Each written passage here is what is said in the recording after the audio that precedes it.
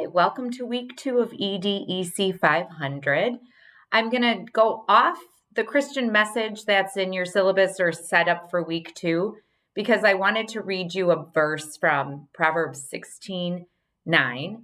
In their hearts, humans plan their course, but the Lord establishes their steps.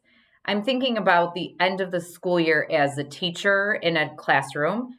And this time is always so busy. I feel like I just work from morning till night, and it's just enough to get everything done. And so I know those of you in a classroom probably feel the same way. So I picked a little devotion from a book called Jesus Calling. It's written by Sarah Young, and this is a message written to you from Jesus. That's how the author writes it.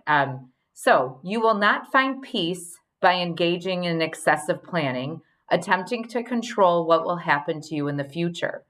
That is a commonly practiced form of unbelief. When your mind spins with multiple plans, peace may sometimes seem to be within your grasp, yet it always eludes you. Just when you think you have prepared for all possibilities, something unexpected pops up and throws things into confusion. I did not design the human mind to figure out the future. That is beyond your capability. I crafted your mind for continual communication with me. Bring me all your needs, your hopes, and fears. Commit everything into my care. Turn from the path of planning to the path of peace. So as much as I feel like I need to plan, I also need to remember that God has a plan for me, that He has my steps planned out, and that everything will turn out okay. This week, we're looking at chapter 2 and looking into educational theories and history of early childhood education. So to me, all of these theorists, it gets a little confusing. There are people that definitely I feel like I can relate to, theorists and educators that I really have admired and utilized their works. But looking back even into the 1600s, the 16 and 1700s, things are not that much different in working with young children in certain ways. Some of the theories that I think we can relate to from the 16 and 1700s, parents are influential. Parents are still really influential in their children's learning. Even if they're not the best models, they're still a child's first teacher, and children really look up to and admire and model after their parents, good or bad. Children learn by doing. I know I learn by doing. I find that children really need hands-on experiences. That has not changed. Play was valued a long time ago. It's still valued today. We know that play is really crucial for children's learning and their development. In the 1600s and 1700s, they're talking about using manipulatives, so blocks and cubes and puzzles and things that we still have children utilizing today. And children are learning from tasks and routines in their environment. So we know, I'm sure you have that trick with your students of how to put their coat on where they flip it over their head, lay it on the ground. So just those routines and things that they do on a regular basis, we're teaching them skills that are valuable. So one of the theorists that I really do like is Friedrich Froebel, and he is the father of kindergarten. What would we have without him? Where would we be without him? So one of his quotes, play is the highest expression of human development in childhood, for it alone is the free expression of what is in the child's soul. So giving children that opportunity to play and explore on their own, we can really find out a lot about that child, what they like, what their skill level is, what they're interested in. And so this is something that he talked about a long time ago. One of the things that also I find interesting is the idea of these occupations. And when Froebel uses the term occupations, it's not occupations like I'm a teacher, I'm a doctor, I'm a lawyer. The occupations are actually activities and materials. So using clay, folding paper, cutting, weaving, drawing, painting are considered occupations of Frabl's world. I'm going to post a video and an announcement that is a school that is utilizing this idea of these occupations. And I love watching other schools and children and teachers engage in activity. It's always so inspirational to me. So I'll post that so it can give you a little inspiration as well. Looking at Frable, also giving children a space to develop. And I think that not only comes with space, physical space and materials available, but just time that we're giving them the freedom to develop and grow. Then you'll have a video to watch on Dewey, John Dewey, and his theories. Again, learning by doing. And one of the questions from the video is, how do you learn best? I think for me, I learn by doing. So it's hard for me to watch a video of someone cooking and then just assume, oh, I'll be able to do that too. I need to actually get my hands dirty, my hands messy in the kitchen, trying it out and experimenting. I can read about something, I can listen to someone talk about something, but until I actually get my hands manipulating materials, I just don't learn as well. Some of you may be really good at learning by listening or learning by reading, and those are excellent skills to have, but I find that I'm a learn by doing. That's probably why I like being a preschool teacher, because I do always have my hands on things and in things. I like to sit with the kids and use Play-Doh and color and play games and be physically active in my learning. Dewey talks a little bit about what I think is the project approach in today's terms, or emergent curriculum, that there's that interaction that we're building on what children are interested in and then building on what they already know. I mentioned that little guy, which I called him Adam in my last video. He is someone who loves trains. I shouldn't say trains. He loves railroad crossings. So for the past few weeks, we've been studying trains in our class.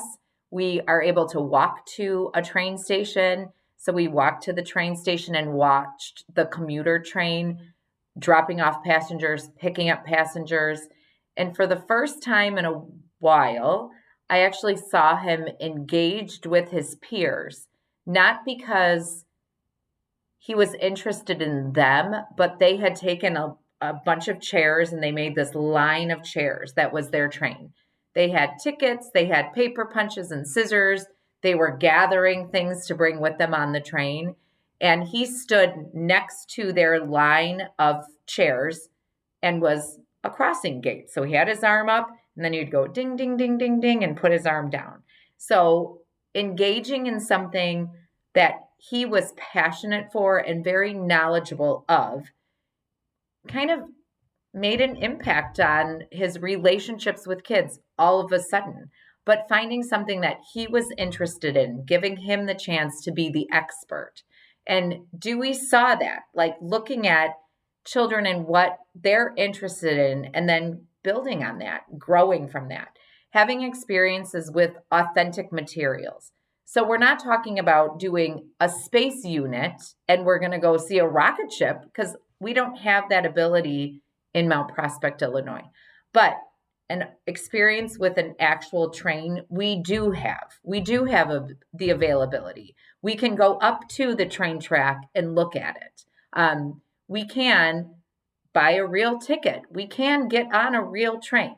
So having those experiences with authentic materials, having projects that are meaningful, and Dewey talked about learning based on problem-solving activities.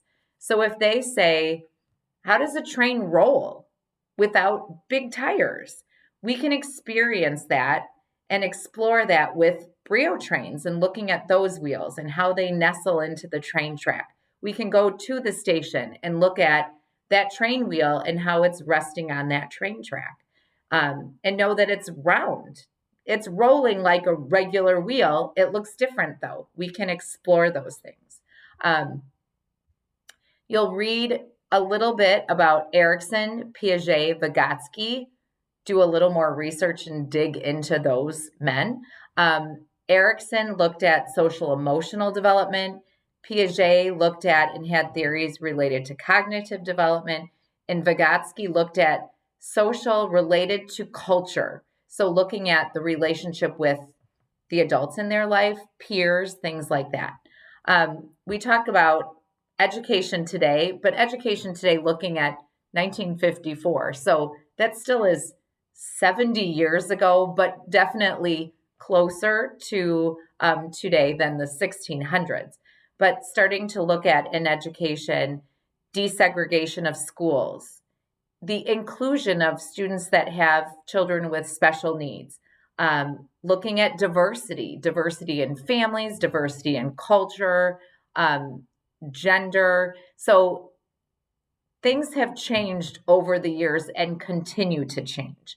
We look now at rating scales. So we're not just looking at education for children, but we're looking at quality of education. You'll also be looking at an article related to discipline in the California school systems. And they talk about expulsion. I look at that and translate that to timeout. How do we get away from putting kids in settings that really are not helping them to learn or helping them to grow? And I see that with timeout in classrooms where it's you go and think about what you've done, but now we've taken the child away from their class, away from other learning opportunities. And so finding ways to change that, to give them opportunities to learn and to grow, to learn from their mistakes. Your discussion board this week, you're looking at your relationship to these theorists. Who do you relate well to? How would you be able to describe your role as an educator? And your assignment 2 for the week, you're looking at these theorists, making a timeline, and then giving a little bit of explanation. So using Erikson, Piaget, Vygotsky, but then adding other influential people. There's a lot of people mentioned in our textbook this week. There's some that I like that aren't mentioned in the textbook. So it's something that you can do a little research on your own too. Or maybe there's people that you're already familiar with as an educator. My final thought, which was, I think, a great quote from the textbook this week: a higher training and level of education of teachers remains the top predictor of program quality. And so look at you. You're furthering your education to be influential in your students' lives. And so I see that you're going to impact program quality, that you will be the difference between a program being so-so and a program being great. So I'm proud of you for that. And then I also want to say, some of you I know are mothers, so happy Mother's Day. I'm a stepmother of big kids. My stepson is graduating with a dual master's degree tonight, actually, but in North Carolina, so I'm not there with him. But hopefully you'll get a little chance to rest, to be spoiled a little bit if you're a mom, or even if you're a dog mom. I get to be a dog mom all weekend, so I don't think she'll be as gracious to me as maybe your children should be, or maybe your husband will be for you. So God's blessings on your week. Let me end with a prayer. Heavenly Father, I thank you for these students. I thank you for the dedication that they have to this program and the time that they've already spent this week. I ask that you bring them some peace in the busyness, time to relax and maybe rest in you. And Lord, grant them a blessed weekend. In your name I pray. Amen.